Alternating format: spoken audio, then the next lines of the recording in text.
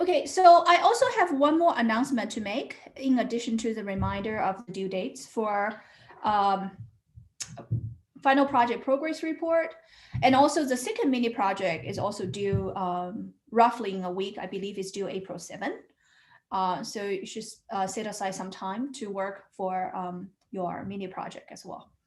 And also, I cannot do the office hour today, but TA Faye will be at my office hour to answer additional questions. And if you want to meet with me, I will be available after class this Thursday. So, you can meet me then. And if that doesn't work, feel free to send me an email. Then we can make an appointment to meet in separate times. Okay. So today, I'm going to talk about the concept of extended persistence. I kind of hinted at it a few lectures back, but with the application in mind, that is protein docking. Okay. So extended persistence, again, is in the book. I will encourage you to read the corresponding chapter. The idea of extended persistence is coming from a form of what we call extended filtration. So what we have worked with so far has been, in some sense, if you could think about it, a regular filtration. So, so let's say I have sort of a function defined on a manifold. So my function f defined on a manifold. And what we have is we have a1 smaller or equal to a2. Well, sometimes it's smaller or equal to. But anyway, and it's a sequence of sorted value, and they are the homological critical value. So their critical value of the function when they are function value of the critical point. So if you recall the classic picture, which hopefully you've seen a little bit too much right now, is you have a height function on my torus. And there is, remember, there is 4 critical points. The critical points are where the gradient of the function is 0. And in this particular case, they are homological critical points because as I pass through the critical point from bottom to top, the sublevel set has some change in homology, right? So if you recall, if I go through sublevel set at the first critical point, if I go through the corresponding function value, let me call VA, VB, VC, VD as a critical point, A, B, C, D as a function value.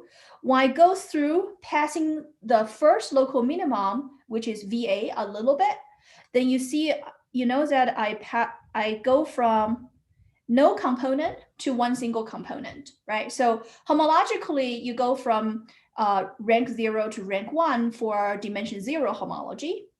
If you go from sublevel set passing through B, you go from a bow to sort of attaching a handle to that bow. So you know that you have dimension. So in this case, dimension 0 homology changes. There's a dimension 0 homology. In this case, there's a dimension 1 homology that changes as well, right? And then again, same thing when you pass through the third critical point, which is a saddle point, there's another handle attachment.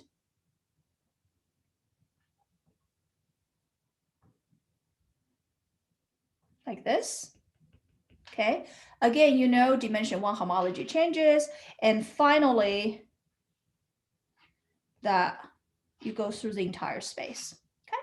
So in this case, all the function value A, B, C, and D are called homological critical values because this is where something homological has changed in the sublevel set. Now, A1, A2 up to AN, which in this case is A, B, C, D, they are the homological critical value, which is a function value at the critical points. But what you want to do is actually find intermediate points to find the filtrations, define the filtration. So in this case, let me just call them A1, A2, A3, A4.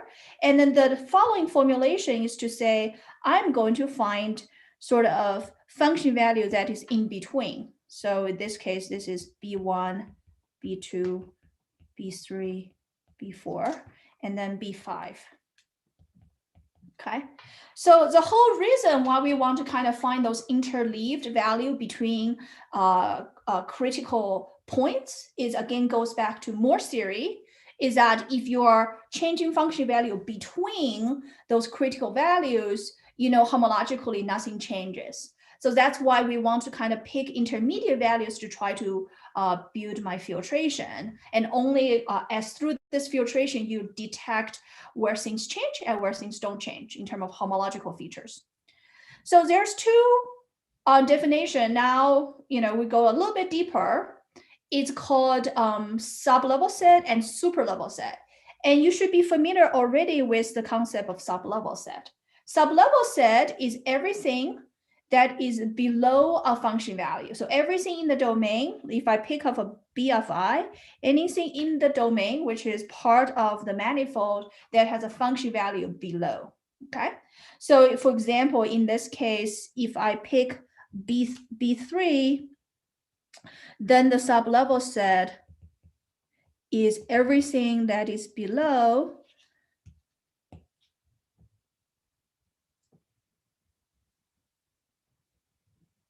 which is yellow part, okay? So the definition of sublevel set is, I think I'm using M. So M of B3 is F inverse of minor infinity B3, which is all the point X that is in the manifold such that F of X is smaller or equal to B3, okay? So it's everything in the domain, which in this case, part of the manifold that has function value below.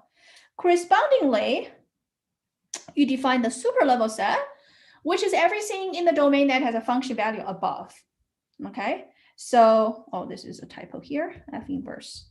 So then what you have is M, I put it in superscript, is F inverse B3 infinity, which is all the points in my domain whose function value is bigger or equal to B3. So in this particular case, the superlevel set is, or the orange part, okay? So that's a superlevel set. Okay, so that's easy. Now we are looking at a sequence of homology groups that would involve both sublevel set and superlevel set, okay? So again, let's look at the classic filtration where you have seen before. The classic filtration, again, is you pick up, so let's do the same thing. You pick up A1, A2, A3, A4, and we're going to use intermediate values, B1, B2, B3, B4, and B5. The classic one, just using sublevel set, will have the notation of M of B1 included in M of B2 included in M of B3 and so on. So what this means that, well, M of B1, this is actually empty set, and empty set is included in M of B2, which is basically this bow shape, okay? And this is included into MB of 3, which is this cylinder.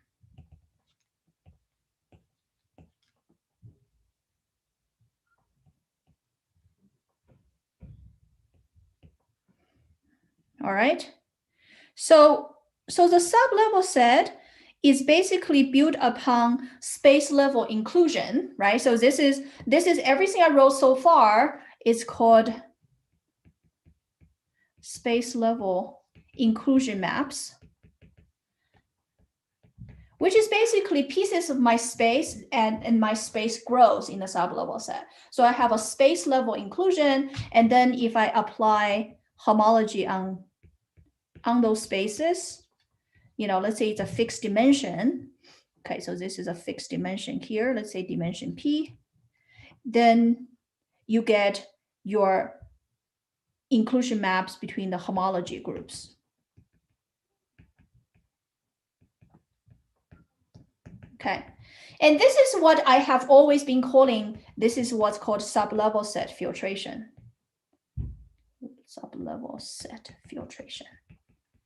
Because the filtration is built on inclusion of sublevel set of the function. Okay, so now if you go back here, what is different? The first piece, this space of homology groups now, the first part of the sequence is the classic sublevel set filtration. So MB0, which is empty, usually MB1 up until MBN. So again, it's induced by sublevel set inclusion, okay? The interesting part is the second part is this form, okay? This is what's called relative homology, okay? So let me just describe to you what is a relative homology mean, okay? So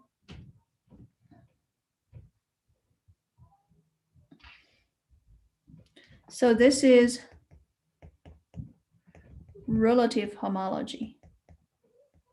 Okay, so let me start with the most simple example, and hopefully that will give you some idea. So if I have space A and space B, where B is a subset of space A, the relative homology in the setting is A relative to B.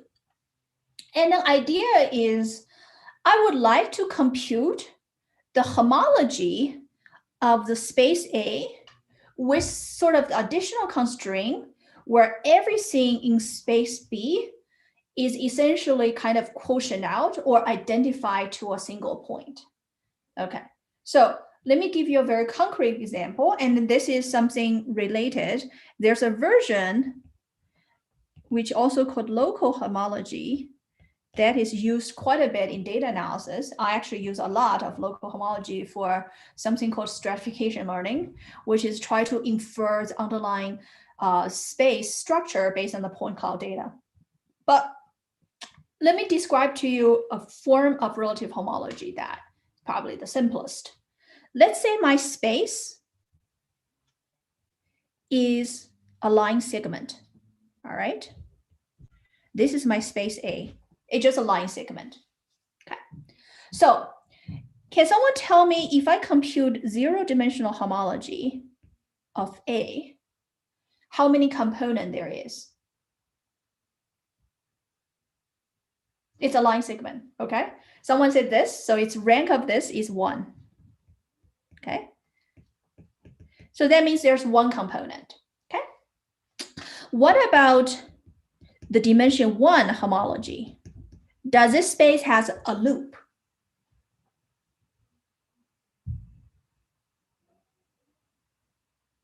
No, right? There's no loop, it's a line segment, okay? And so on, okay. So now what I want to define is I have my space A, but my space B is the 2 of the endpoint, okay? So space B is this, okay? So space A is still the entire line segment that include the endpoint, and space B is the 2 of its endpoint. And what I want to do is go to compute, say, dimension 0 of A relative to B, okay? So remember the idea. So in this case, of course, B is a subset of A. It's just a line segment and take the 2 endpoint. So if I want to compute A relative to B in terms of sort of the homology, one of the mental image you can form is I'm going to try to identify everything in B to be a single point. So other way to think about it is I'm going to take the endpoint, which is B, okay? This is a relative pair. I'm going to take what's in B and glue it to a point. So what do I have? Mentally, you take A, you glue the endpoint into a single point. So that's how you imagine this relative homology is trying to capture, is I take everything in B and they are identified into a single point. All right. So now, can someone tell me if I'm doing this, right? So the relative homology is basically saying that everything in B, I'm going to identify to be a single point. So in some sense, I'm ignoring them by kind of glue them together. So in this particular case, can someone tell me what is the rank of H0 AB? How many components do I have with this new space? Still one. Great. And then the most interesting part is what is the rank of dimension 1 homology? 1. Right? Because now if I'm thinking about this relative operation, I'm identifying the endpoint into a point, then I'm looking at how many, what is the final rank. In this case, I have a loop, so it's rank 1. Let's do one more example. Hey, I have a question. Yeah.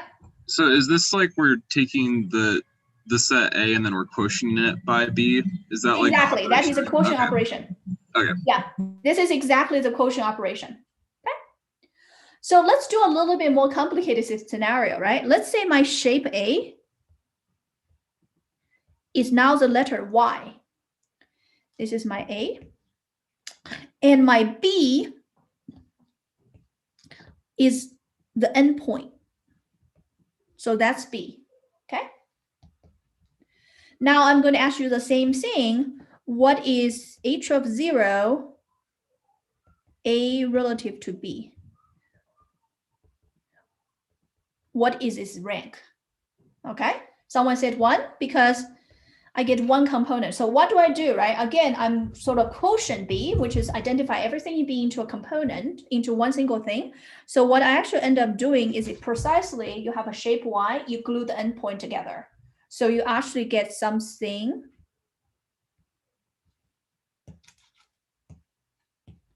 like this, okay? And if you have something like this, there's still one component. And then the question is, how many dimension 1 feature do you have? Can someone tell me? If I do this, 2, right? So because there's 2 independent tunnels. Okay, so let's do one last example to help understand. Let's say, again, my next example is that I have A to be the disk, the entire disk. And then the B to be the boundary of this disk. Okay, so that's B. All right. So what I'm asking is what's going to happen if I identify B to a point? It's a disk, it's a 2-dimensional disk, right? And then identify the boundary, which is the everything in that circle to be a point. What is the space you are getting? Mitchell said make a hollow void. Yeah, exactly. It's form a ball, right? A basketball. That's really what's happening here. So when you take all of those in a point, the point B become here, and then the rest is a void, essentially, okay? So once you do that, then the relative homology in dimension 0 is still rank 1 because there's still one component. The rank of dimension 1 is 0 because you know that basketball don't have a tunnel. Otherwise, you cannot play it in some sense. So that's 0. But the most important part is rank 2 is equal to how many? 1. Boy, 1. Okay. Yeah. So that's what the relative homology is. Now let's get back to this relative homology part. Let me take an intermediate portion. This is looking at homology of the manifold relative to its super level set of the function. Okay, so this deserves another picture.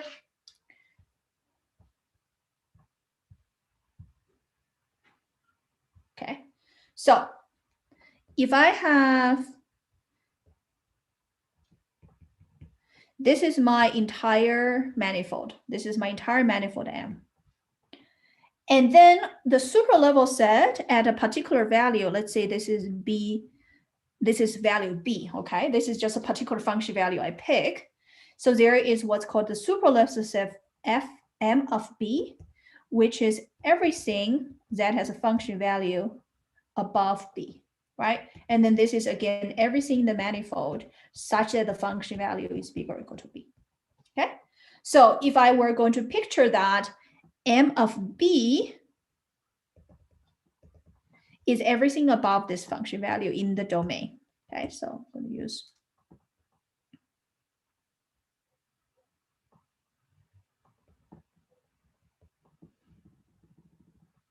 Okay, so now if I want to compute the relative homology of M, MB, okay, what do I have? When the M is the entire space, okay? So basically, I'm taking the entire torus, and I want relative what's on top, okay? So again, with the same philosophy, if I glue everything on top, which is this orange piece, into a single point, what do you get? All right, if I kind of ignore that piece. Okay, so for example, let's say, yeah. So first of all, one thing that's most important is let's look at dimension. Well, first of all, let's look at dimension 0, right? My manifold M is one component. Super level set M of superscript B is one component. But when I identify everything B, taking the quotient, there's still just one component. So the rank of this is still 1, okay? But what's most important is to say that if I kind of take the piece in M and relative a little bit upper piece, what is dimension 1? Okay, can someone tell me what is a dimension 1 in this case?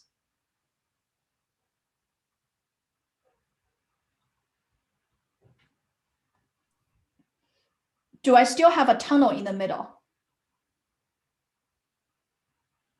We do. Should be, yeah. 1 still. So you still have a tunnel, but this question is that why it's not 2? So what's the difference between this versus if I have, say, a B prime, where B prime is a little tiny cap, okay? The super levels of B prime is a little tiny cap. Okay, so if I'm doing this, right? This is sort of cap. What's the difference between these two?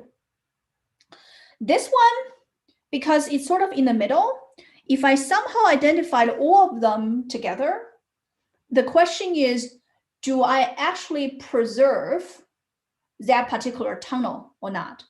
When I say there's 2 tunnels in the torus, right? There's one that goes around here. There's one that goes around here, okay? Versus in here, again, you have one goes around here. You have one goes around here, okay? So in this particular case, in the second case, even if I take a cap and I kind of relative, kind of shrink that cap, I actually still have those 2 tunnels versus in here, one of the tunnel is like pinched in a way.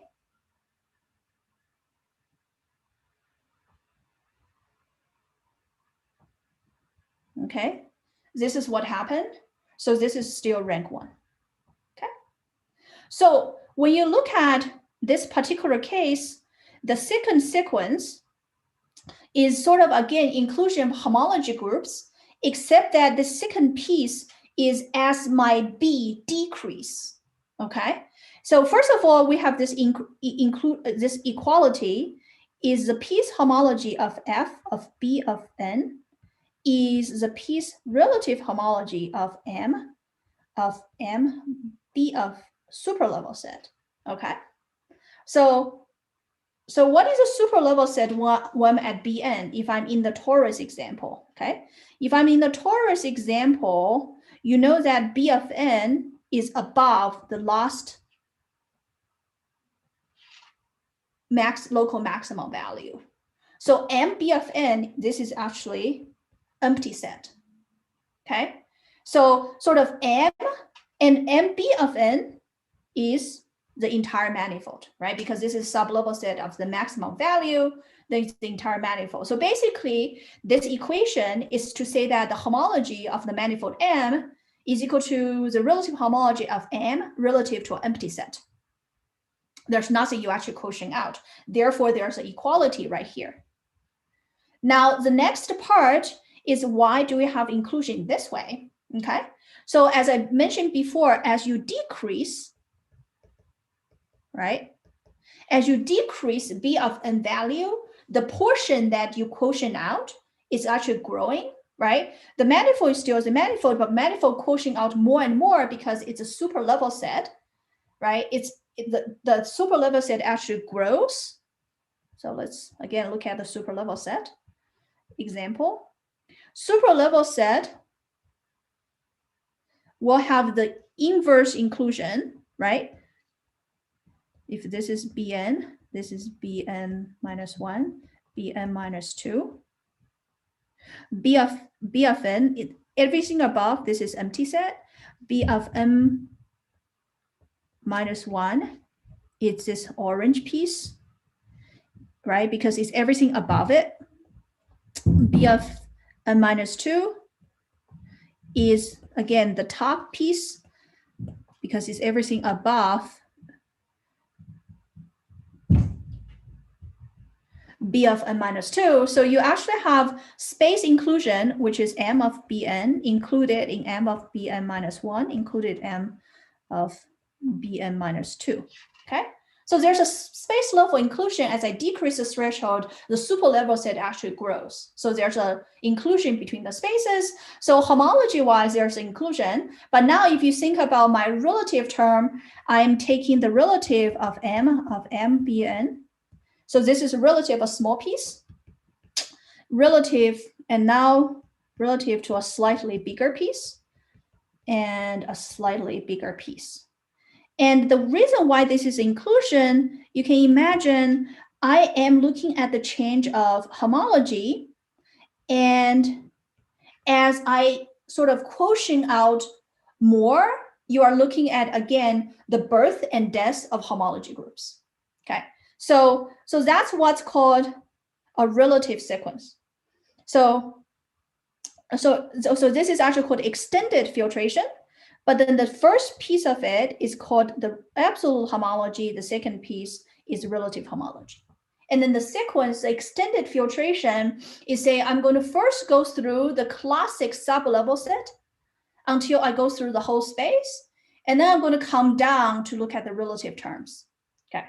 And now, if you imagine I'm running persistent homology, not just on the sublevel filtration, but on this entire filtration called extended filtration, then what you get is called extended persistence.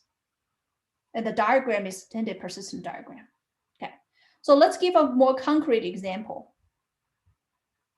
Okay, so if I now have this interesting sort of deformed double torus, okay, and I have a height function defined on it. And in this particular case, I have multiple local minimum, local maximum, and saddle point. What's interesting about it is if I compute persistent homology of this entire sequence, it will capture pairs such as A1 to A10. So A1 to A10 is a dimension 0 pair in extended persistence, but not in the regular persistence. if I do sub-level set filtration, if I just go from sub-level set at A1 to at A2, at A3, and A4, what's happening is that there's a component that is born at A1 but never dies. So the sort of classic persistence is going to give you a pair that is A1 and goes to infinity. Okay. But because of this specific relative homology computation, it actually gives you A1 to be paired with A10. So what that means is that there is a component that is born at A1, and that component disappeared when we are looking at the relative homology at A10. Why is that, right? So when you look at relative homology of M and M A10,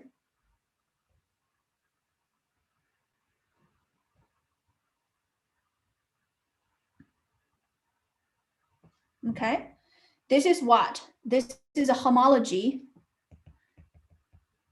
of M A10. Okay, so what this does is to say that, and also if I go just a little bit below, okay, so what it does is to say that there is a component that we care about that is born at A1, and it sort of disappeared at A10. Let me see, hold on 1 second. Yeah, because what it's trying to capture is sort of the global magnitude of this function. So in the previous scenario, my global minimum is never paired with, in the sublevel set filtration, the global maximum isn't paired, but in this particular case, the existence persistence will pair them up. It's the same thing goes, another example that this pair, so there's A2, A3 is a classic sublevel set filtration pair. 8 and 9 is another classic pair. But then there's also a pair of A4 and A5, which describe this tunnel. And then the pair A4 and A7, which describe the second tunnel. Okay. So if you look at the persistence diagram,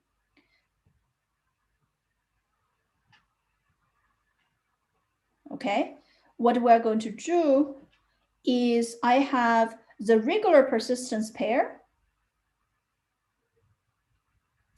So this is another interesting part that I want to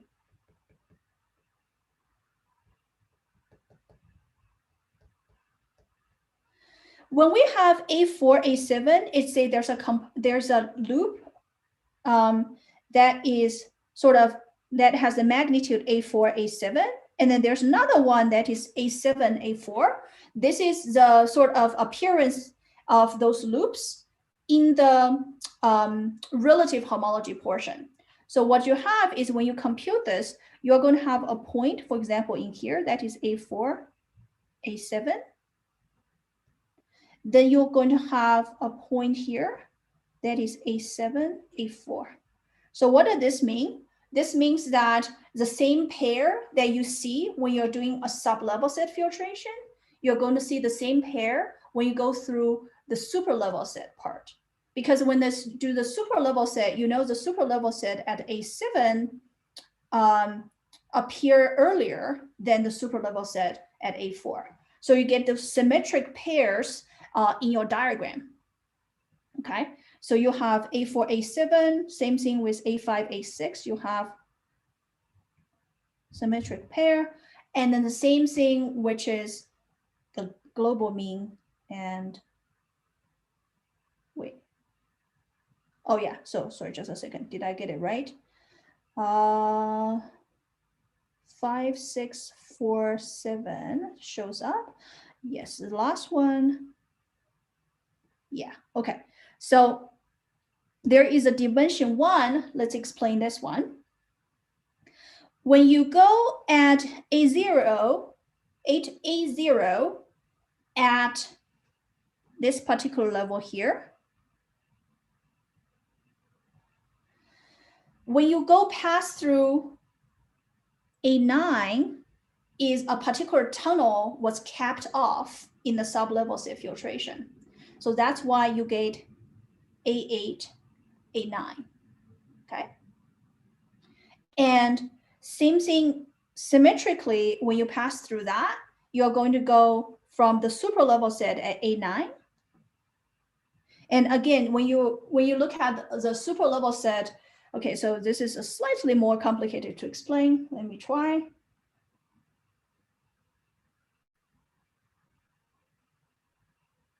Right, so let me just clean this up.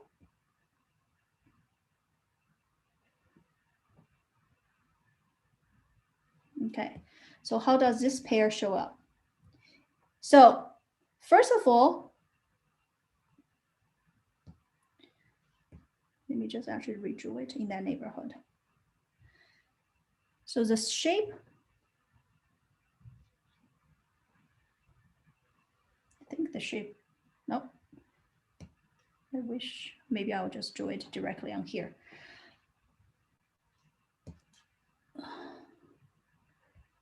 If I just look at sublevel set at this level of A8, everything below, okay?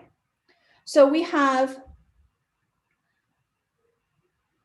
existing tunnels here and here, and then we have tunnels like those, okay?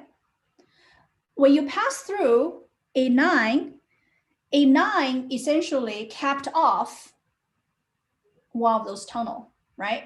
So you know there's a tunnel that in some sense, okay, so this is the same scenario. Let me just make it clear.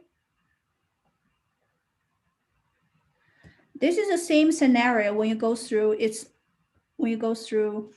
the torus. If I'm looking at this point, let's call this point Q, this point P. Right before the point Q, my sublevel set look like a bow, okay? And when I pass through Q, there is what? A birth of a tunnel, okay? Same thing here. So when I pass through Q, I have the birth of a tunnel. This is the first time there's a tunnel that shows up. Same thing here. Everything before, let's say X and Y, everything before X, right? At this function value here, it's one tunnel.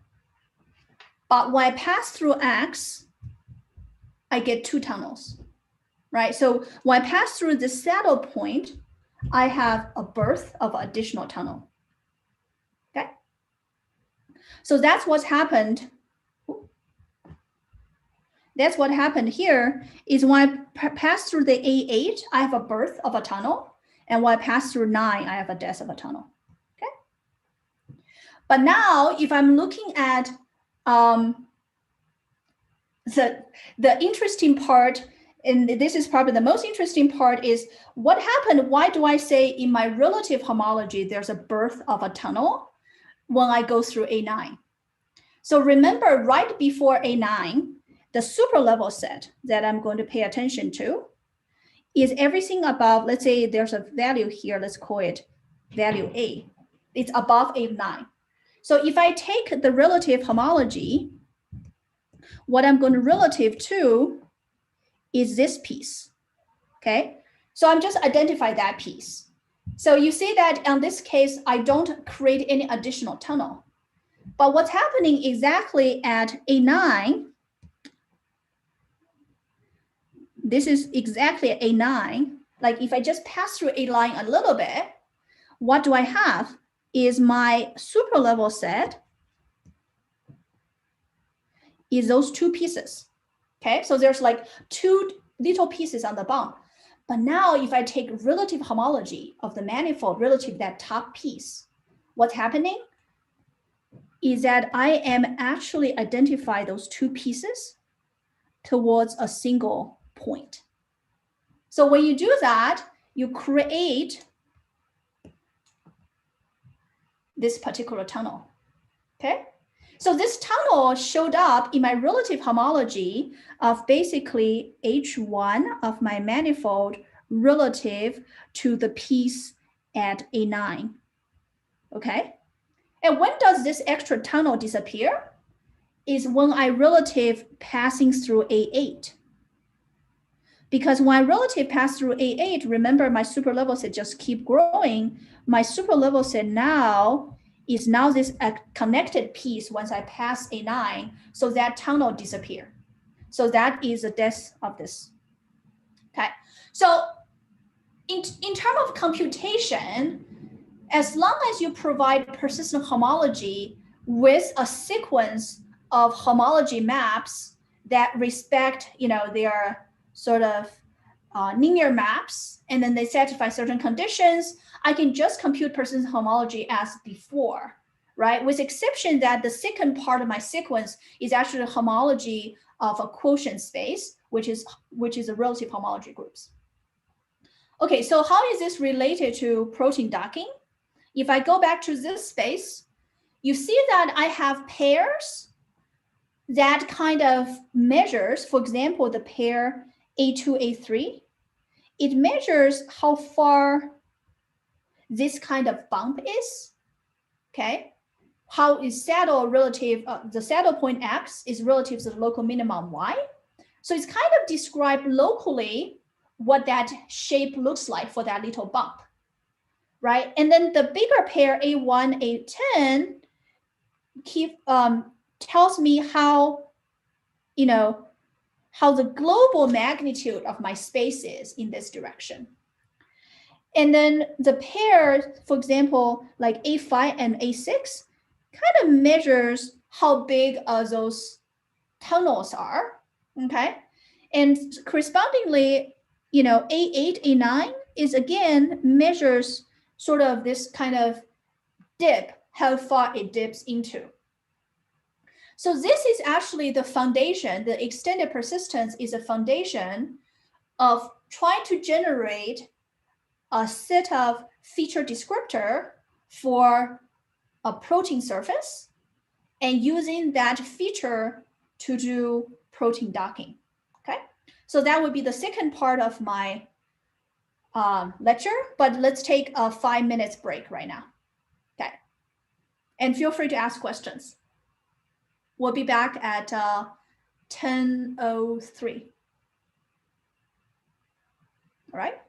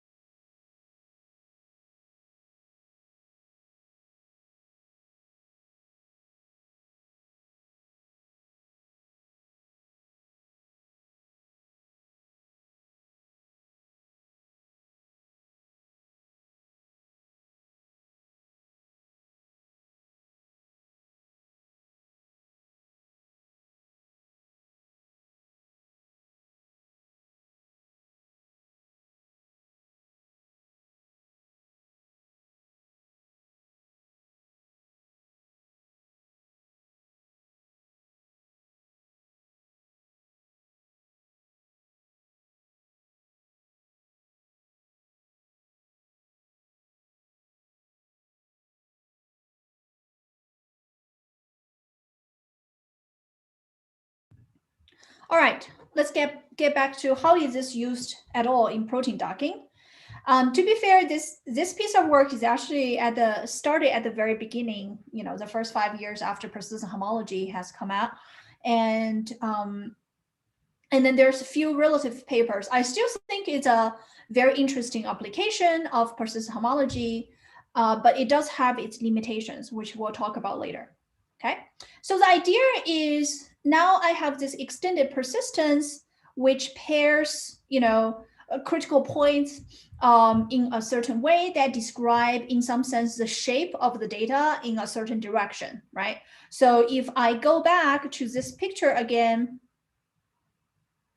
what does a pair do? What does those extended persistence pair do? It pairs up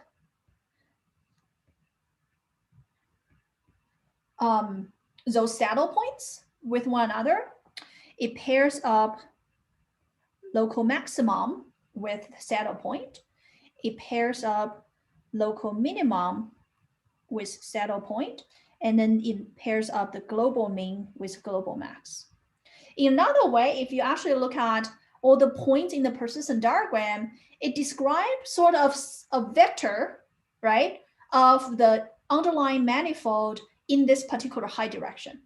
Okay, so that's extended persistence. You have one high direction defined on the manifold, and you get this pair that describe, essentially, you can think about those areas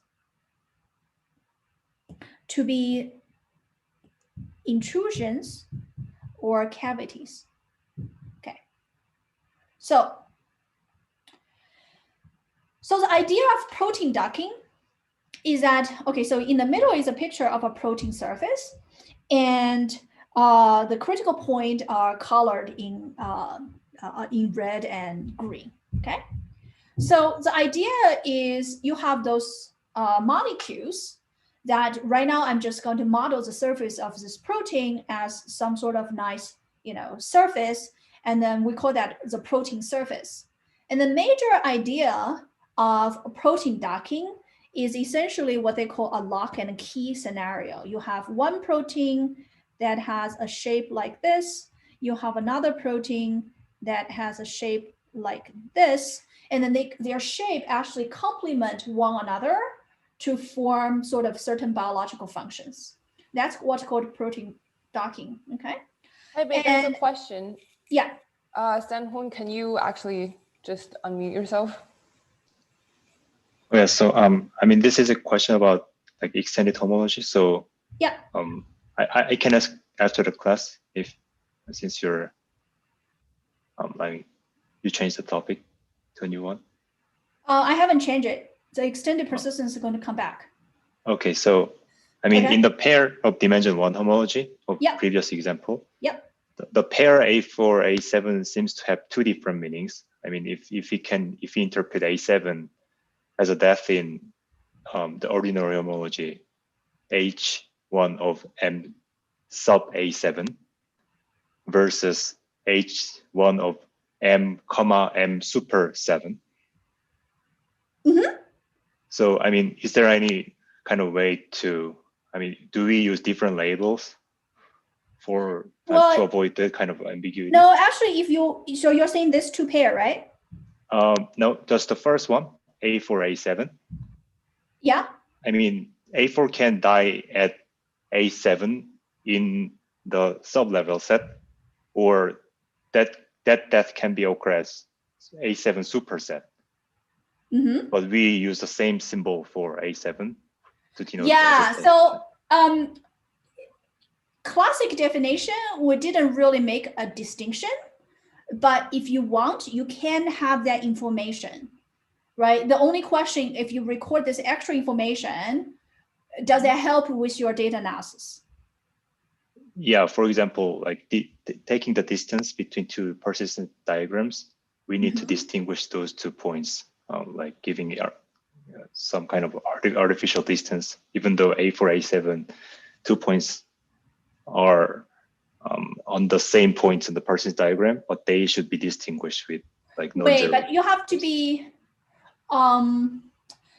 be quite careful because if you just do sublevocet filtration on this space, right?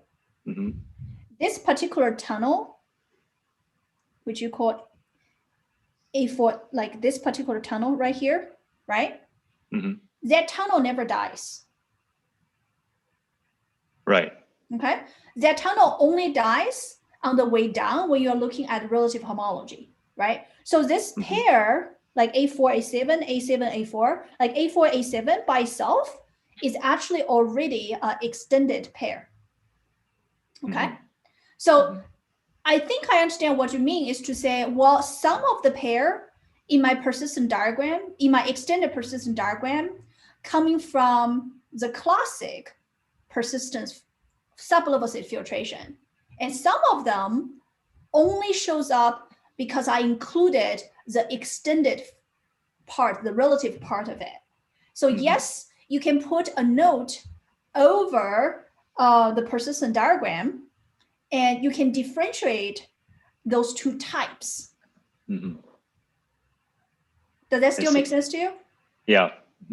Okay, you can differentiate those types, but it's actually a good question that I have not thought about carefully before, whether when you are defining extended persistent diagram distances between them, whether you take this type into consideration.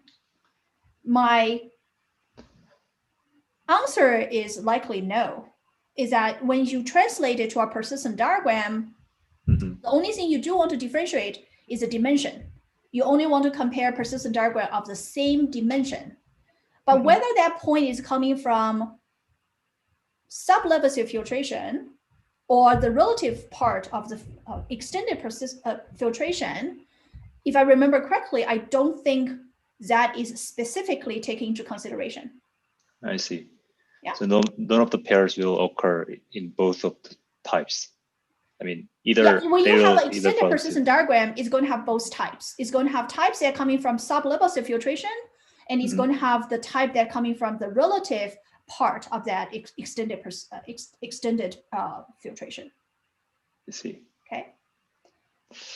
Right, thanks. Yep.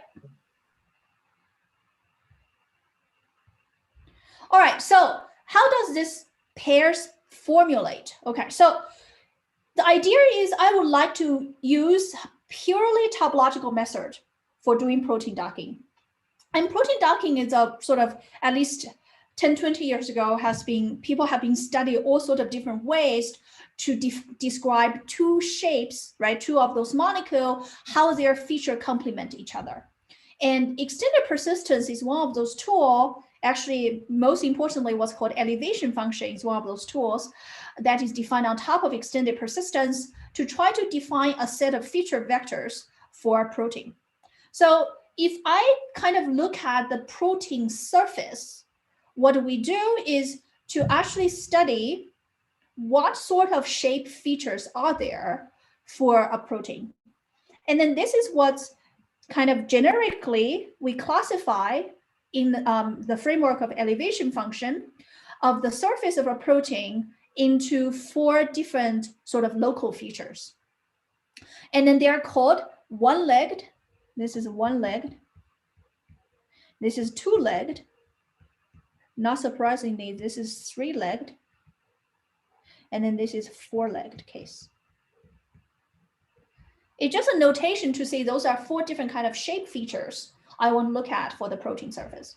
So what happened is that, if I have a height function defined on the protein surface, the one-legged case is, again, using extended persistence, I can pair the local minimum with the saddle point.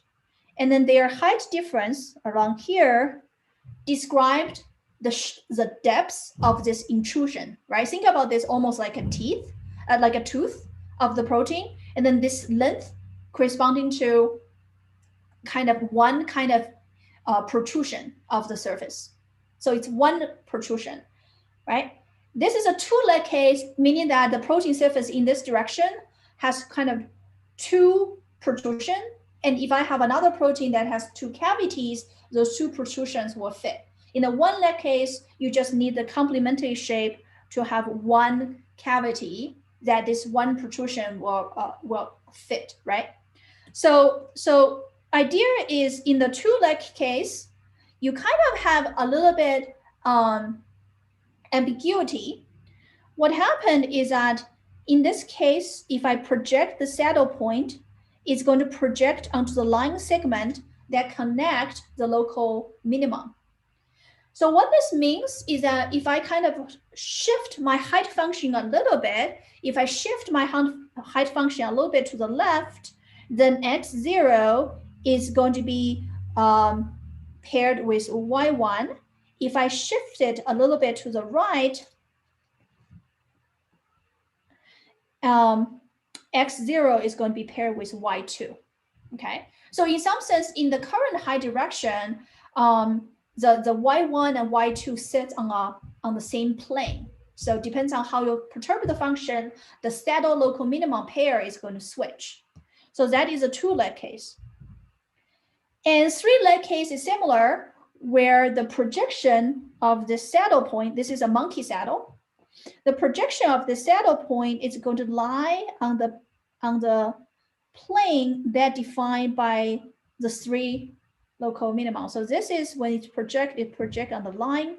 This is when it project on the triangle that connect the three leg, right? So it's like if you ever seen a sort of a three-legged stand, it's this looks like a three-leg stand. Again, you have three local minimum and one saddle point. And then the idea is that depends on how the height function is perturbed in that local neighborhood, x0 can be either paired with y1, y2, or y3, depends on how you perturb that height function. But in this sort of case, that in this current height direction, x0, which is saddle point, project onto the plane that defined by y1, y2, and y3. And the last bit is a little bit more complicated. It's called four-leg case, but really what's happening is that you have two saddle point and you have two local minimum. And if you sort of project that the projected x1, x2 kind of intersect at the interior with this. So again, you have four critical points, two saddle and two local minimum. And as you perturb the function, like height function a little bit, the pairing among those critical points kind of switch. Okay?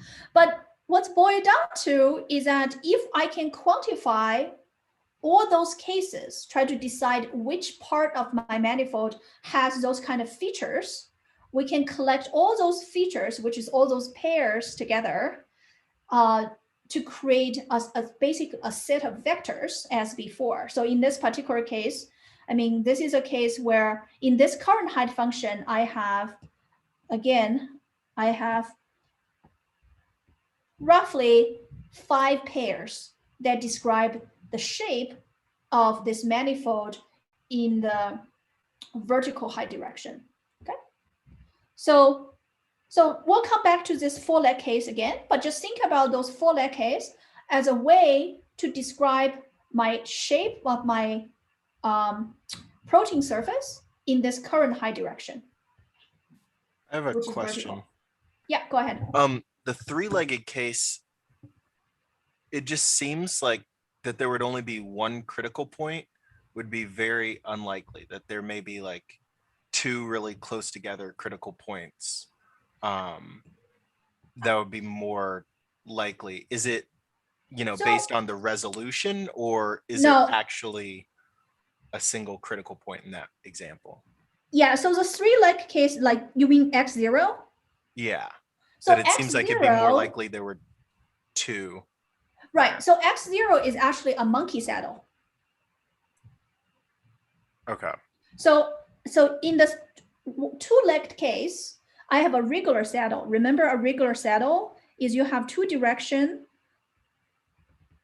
where the function value goes up, and then you have two directions where the function value comes down. The monkey saddle is you have three directions where the height function goes up and the three directions where the height function goes down.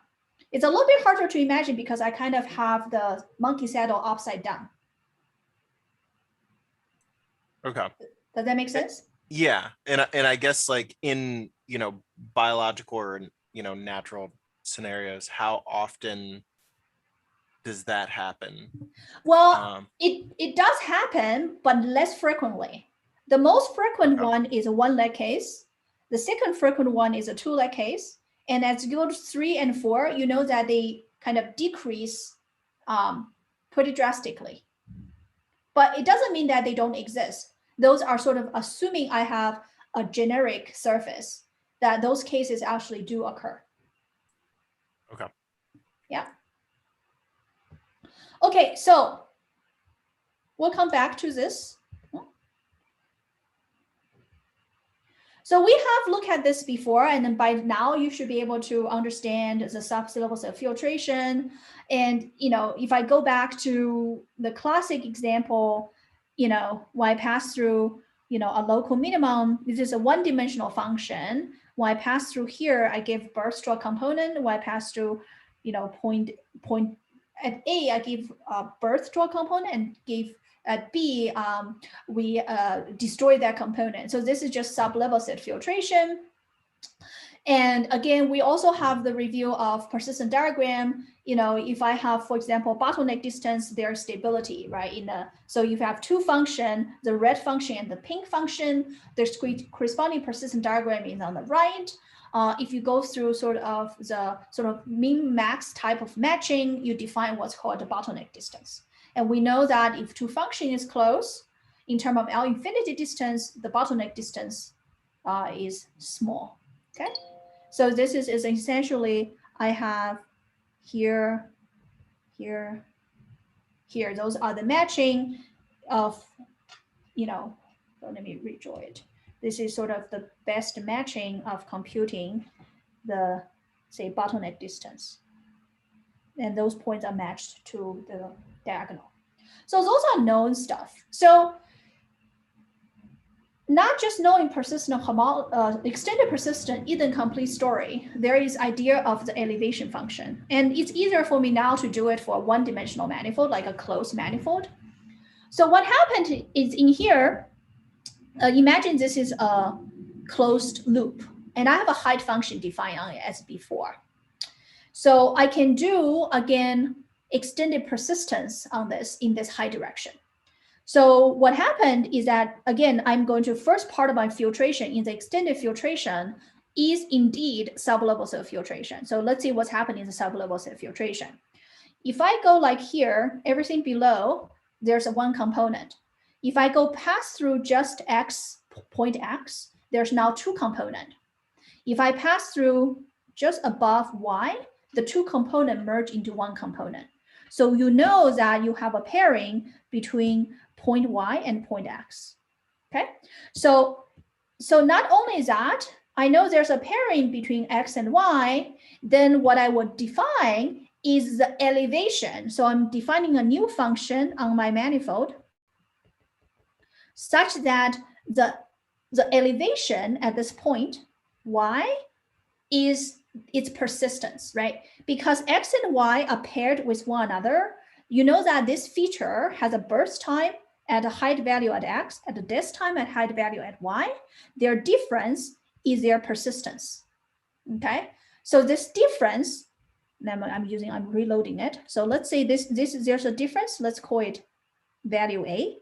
Then what happened is that the persistence at X is equal to persistence at Y is equal to A, right? So basically says that the point X and point Y, they both define a feature that has a height difference and has a persistence of A, okay? So now in this direction, what do we have? We have all this Y is paired with X, and then maybe the global max and global mean are paired. So their persistence is this height difference, okay? So now in this particular height direction, H of U, where U is a direction on a disk. So this vertical height direction, there's a subset of point that is critical. So this is This is also the pair that is paired with each other. This is also the pair that is paired with each other, okay? So you know that there's a subset of point that is critical in this current high direction. So they are paired with each other in extended persistence, then they are assigned a value of the corresponding feature's persistence value, okay? So I haven't completely defined my elevation function yet, because I would like to define this function on every single point in my domain. Why do I do that? How do I do that? Okay. The idea is now, if I sample a different direction, let's say I sample a different direction. This is U prime now. In that new direction, what's going to happen? That new high direction at U prime, there is a different set of points that's going to become critical, right? Which point in here is going to become critical? Let me use red. Is essentially a point whose tangent is going to be aligned with my high direction, right? Because you want, when is a point on my surface become critical? Is where the gradient is 0. When its gradient is 0 is when the normal direction at that point is aligned with the high direction. So in other way, if I go back to the surface of this one-dimensional manifold at, oh, I didn't want to do that. At every single point, you know, let's say this green point, okay, it's not critical point in the current vertical high direction. It's actually a regular point, but there exists a high direction, actually, in fact, 2 high directions where it becomes critical. The direction that it will become critical is precisely the direction of its normal vector on that point. So essentially at this U double prime is the direction where this point P become critical. Of course, not only is U double prime, but the inverse of U double prime is also where it's become critical. So the idea is every single point in the surface of my manifold will become critical at some height value, at some high direction. And in that high direction, it's going to be paired with some other critical point through extended persistence. And then it measures sort of the feature vectors through extended persistence diagram, the feature vector of the manifold in that direction. Okay, so that is the elevation function. It's every single point on the surface is now assigned a persistence value where the persistent value is obtained in a direction where that point became critical, and you can pair with a critical point in that direction. So again, if I'm looking at U double prime, when P became critical, there is another point Q that is also critical, and P became the local maximum in the U double prime direction. Q is a local minimum in that direction. So they are pairing, which is now the persistence, which is then the function value defined on P and defined on Q, measures essentially the size of my underlying manifold in that particular direction. How is this related to protein docking? When I have a protein surface, I am going to describe all this pairing in every single direction. Of course, in practice, what you do is you have to sample a finite set of directions. Okay, and we're going to describe that soon. But the idea is I have all those, right? This is actually what I tried to draw early, you know, 1-leg case, 2-leg case, 3-leg case, and 4-leg case are essentially the type of pairing we can get at a fixed height direction. So let's say this is a fixed height direction. I get a pairing like this. So I say, okay, in this direction, what are the pairing among the critical points? Of course, when I move on to the 2-leg case, even though in this direction, I might have this kind of special case, what you can store it, you can say, well, you know, actually what's going to happen is that in order for me to store this two-leg case, I'm going to actually turn it also into two pairs, which means in one perturbation of the direction, x0 is going to pair with y1. In another way, x0 is going to pair with y2. Okay. All right. So, but in the current height direction, they are essentially an interesting pair to describe this shape, because essentially it depends on how the local function perturbed. X0 can be either paired with y1 or paired with y2. But you can special mark it as a special case. But to describe it, the two-leg case is essentially described by two vectors, this vector and this vector. Three-leg case is described by three vectors. And four-leg case is described by two vectors. Or if you want, you can also turn it into 2 by 2, which is 4 vectors. Okay, so how do you formulate it? You can say, okay, so among the four-leg case, I can have sort of the combination between x1 paired with y2, x2 paired with y1, x2 paired with y2, x1 paired with y1. Okay. So how does that go back to, how do you go back to protein docking? Let me give the protein docking picture. Well, this picture, but I can draw it again. So the idea, actually, let's just use this picture right here.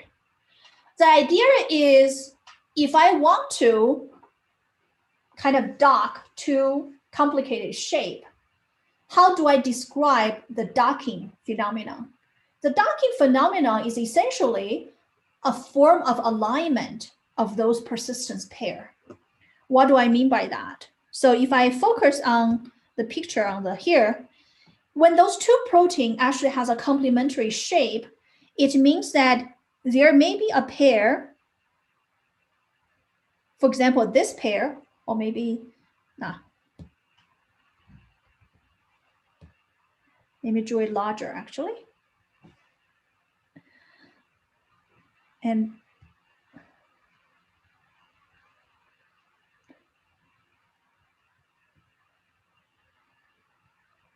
this is one protein shape.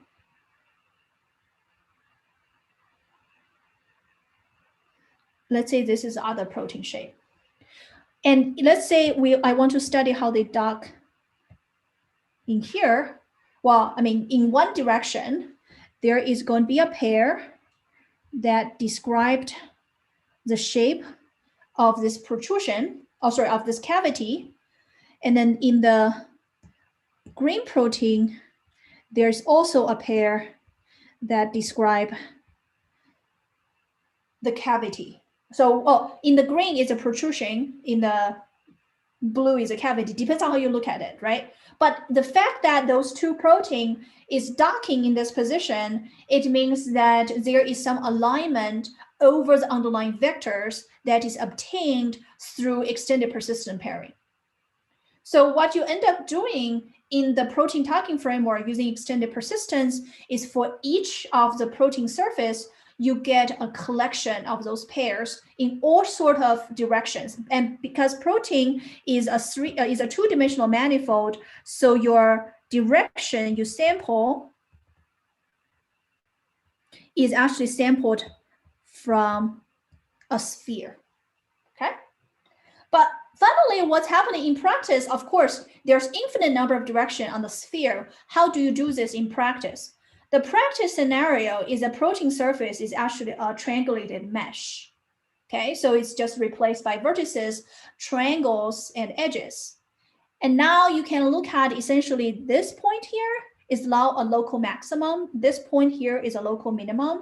This point is a saddle, then this point is a monkey saddle. So locally, the shape of surrounding those critical points is now replaced by collection of vertices, edges, and triangles. Then the question is, what is the direction where this point become critical? In fact, there is a range of directions where this point become critical, right? This is sort of going from a smooth case to a piecewise linear case. Is that in the smooth case, when you have a smooth surface like this, a point is only critical in sort of one sort of normal direction. But then when you have those triangulated surface, it's a little bit tricky how you define it's critical, right? Because, for example, this point has 4 triangles that is adjacent to, so you have, say, the normal direction defined by each of those triangles. There's 1, 2 in the back and in the front. So there's 4, actually, I didn't draw it very well. There are essentially 4 normal directions surrounding the 4 triangle is adjacent to.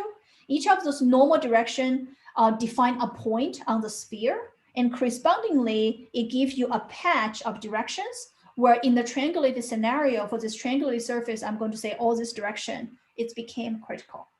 Okay, so in other words, how do I sample normal directions? How do I sample high directions? You can collect all the normal direction from the triangle. That would be the set of samples you get. And then you compute the extended persistence pairs over those directions. Okay. And then this is some examples of like a small molecules. So usually protein-protein docking sometimes also happen with a large protein and a small molecule, which is sometimes called ligand. And those are actually examples of smaller molecules.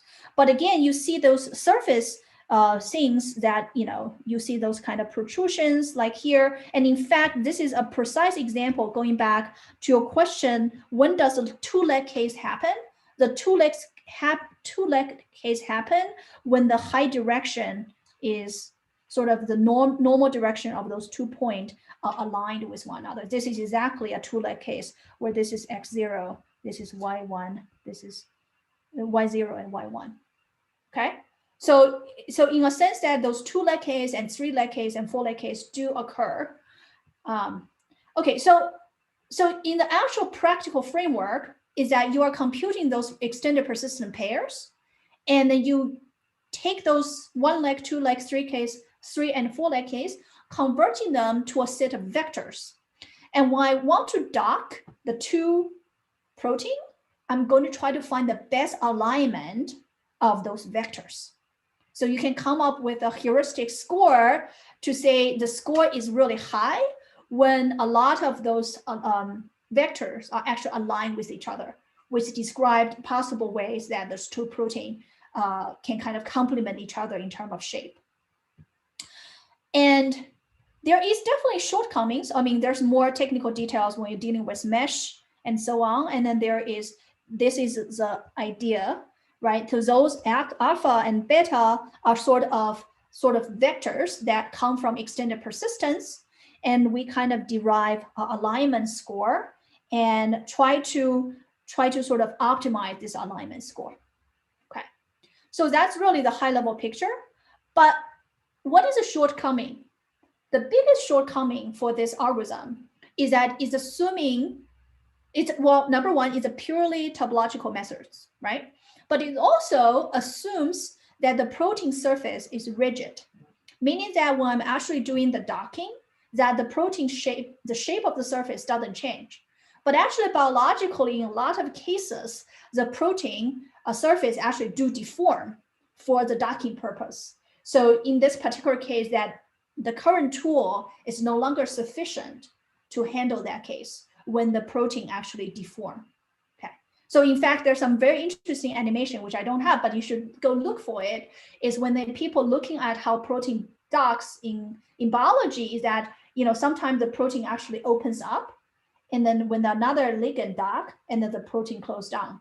So this sort of dynamic or non-rigid docking is actually what happens in practice. So a biggest shortcoming in the current framework assumes that the protein is a rigid shape. But it works kind of interestingly that you can, once you score the best score between sort of alignment of those features coming from extended persistence, you can say those are the candidates, for example, for further analysis. Because one of the very, very highly simplified notion of why people study protein docking is for things like vaccine development, things like drug discovery, is to try to find the collection of molecules that dock with each other, which means that there might be interesting biological and chemical reactions between those ligands and proteins. Okay. All right, so that's it for today. Thank you for your patience. I went a little bit overboard to complete this. So